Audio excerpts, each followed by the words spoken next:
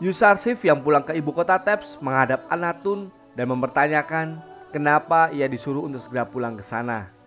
Ternyata niatan Akhnatun dan sang ratu untuk memulangkan Yusarsif adalah untuk menjodohkan Yusarsif dengan seorang wanita yang juga penyembah Allah SWT bernama Asenat. Yusarsif pun tidak bisa untuk menolaknya karena Akhnatun mengatakan bahwa ini adalah perintah dari kerajaan dan harus dilaksanakan. Sementara itu, Zulaiha yang mengetahui jika Yusarsif telah pulang mulai tidak percaya diri karena dia merasa sudah tua dan keriput. Dia juga mempertanyakan apakah Yusarsif akan mau melihat wajah keriputnya saat ini. Kalimama terus menyuruh agar Zulaiha segera melupakan Yusarsif, karena Zulaiha terus memikirkannya selama 15 tahun ini yang membuat hidupnya menjadi terlontar-lontar karenanya. Malam harinya Yusarsif bermimpi sangat aneh. Dia memimpikan seorang wanita di depan pintu rumahnya. Yusarsif pun mempertanyakan siapa wanita itu dan apa maunya. Keesokan harinya, Yusarsif akhirnya resmi menikah dengan wanita yang dijodohkan oleh Anatun dan sang ratu bernama Asenat.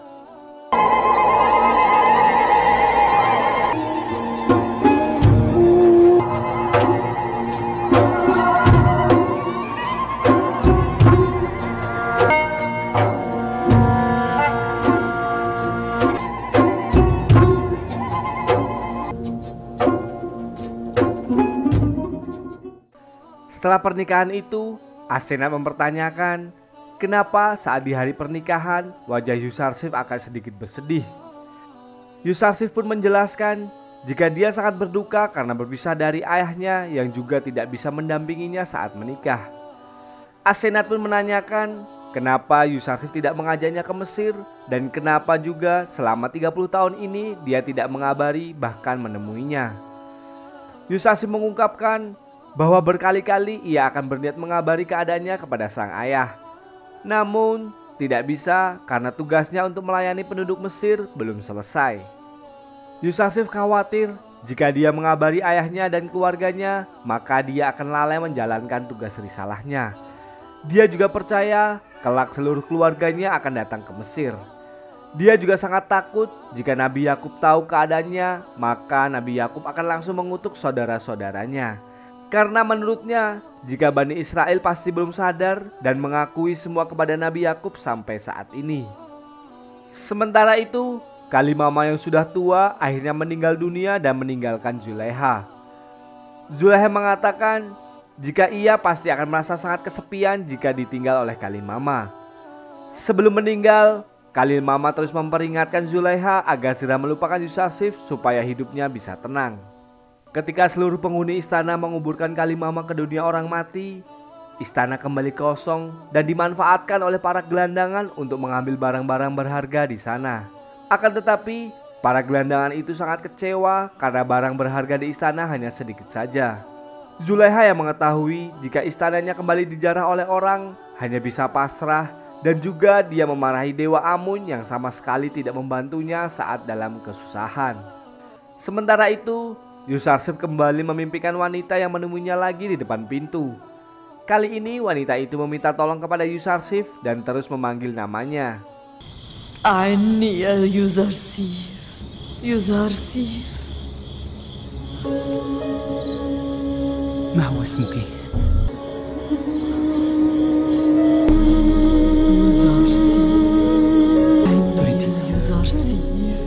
ماذا تريدين مني؟ Yusarsif menceritakan kepada Asenat bahwa dia tidak tahu siapa wanita itu. Yusarsif juga sangat merasa aneh karena dia tidak bisa mengartikan mimpi itu sama sekali. Asenat berpikir jika Yusarsif tidak bisa mengenali wanita itu, pasti karena memang dia tidak boleh tahu siapa dia. Dan jika dia memang membutuhkan Yusarsif, pasti Allah akan membimbing Yusarsif kepada wanita itu. Singkat cerita, Asenat yang sedang hamil mulai merasakan kontraksi yang tandanya dia akan segera melahirkan. Yusarsif pun terus berdoa kepada Allah SWT agar persalinan istrinya berjalan dengan lancar. عالية المقام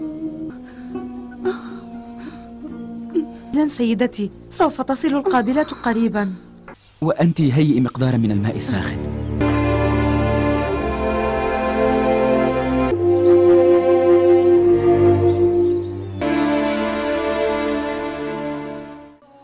Dia juga sempat mengingat ketika ibunya Rahil melahirkan adiknya Benjamin dan nyawanya tidak tertolong saat itu. Akhirnya Allah pun mengabulkan doa dari Yusarsif bahwa keduanya dalam keadaan baik-baik saja. Dan Yusarsif dikaruniai anak pertamanya yang diberi nama Minsah yang berarti pembawa lupa. Singkat cerita, di malam hari Yusarsif mendatangi istana Akhnatun dan menyuruh semua penjaga menyalakan obor dan Inarus harus menyiapkan makanan. Karena sebentar lagi Akhnatun akan merasa kelaparan dan meminta makan. Awalnya pelayan istana meragukan apa yang dikatakan oleh Yusarsif. Akan tetapi Inarus mengatakan jangan meragukan perkataan Yusarsif, karena jika dia mengatakan Akhnatun merasa kelaparan, maka itu pasti akan terjadi. Dan benar saja, Akhnatun tiba-tiba bangun dari tidurnya lalu merasakan lapar yang luar biasa. يكفي فالحاكم لا يتوقع أكثر من ذلك في هذا الوقت. المفاجئ لم يسبق حصول ذلك. Yusarsif pun segera masuk ke dalam kamar Akhnatun sambil membawa makanan yang membuat Akhnatun merasa kaget. Dari mana Yusarsif tahu jika sekarang Akhnatun merasa sangat lapar? Yusarsif mengatakan jika malam ini adalah awal masa panceklik di Mesir dengan ditandai rasa lapar yang tiba-tiba menimpa Akhnatun. Akhnatun pun segera menyantap hidangan yang telah disiapkan. Dan Yusarsif menjelaskan bahwa ini adalah awal dari 7 tahun yang akan dilalui Mesir dalam masa panceklik.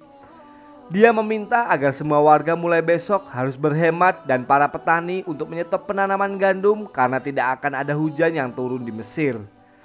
Akhnatun lalu menanyakan kepada Yusarsif bagaimana cara menyampaikan awal masa panceklik ini ke seluruh warga Mesir. Yusarsif menjelaskan bahwa para warga akan tahu sendiri melalui keringnya tanah dan tak adanya hujan serta dicabutnya perintah untuk bercocok tanam. Dia juga memerintahkan untuk segera melaksanakan rencananya tentang perbedaan antara orang kaya dan orang miskin saat masa panceklik. Karena saat masa itu mereka harus tahu siapa yang membutuhkan gandum secara gratis dan siapa yang harus membayar untuk mendapatkan gandum. Keesokan harinya seluruh warga Mesir menceritakan jika semalam mereka terbangun dari tidur dan merasakan lapar yang tiba-tiba. Mereka juga merasa bahwa seluruh warga Mesir mengalami hal yang serupa. Pendeta Kimuni yang mendengar berita bahwa seluruh warga Mesir merasa kelaparan dan mengeringnya seluruh tanaman di Mesir mengatakan kepada Anikmahu jika ini adalah tanda awal masa paceklik. Para pendeta mengungkapkan jika ini persis apa yang dikatakan oleh Yusarsif jika masa panceklik akan datang setelah 7 tahun masa subur. Anikmahu lalu menyuruh agar semua pendeta untuk berhati-hati dalam berbicara dan menyuruh agar mereka menyimpan cadangan gandum untuk setahun. Karena menurut Anikmahu, panceklik belum tentu terjadi selama setahun ke depan.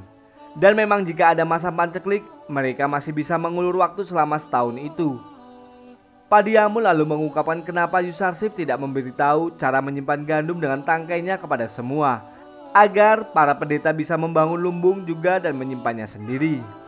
Di sini Anikmahu juga mengakui kehebatan Yusarsif dan Tuhannya karena bisa menangani masalah negara dari penyimpanan gandum sampai menakwilkan mimpi yang terjadi saat ini.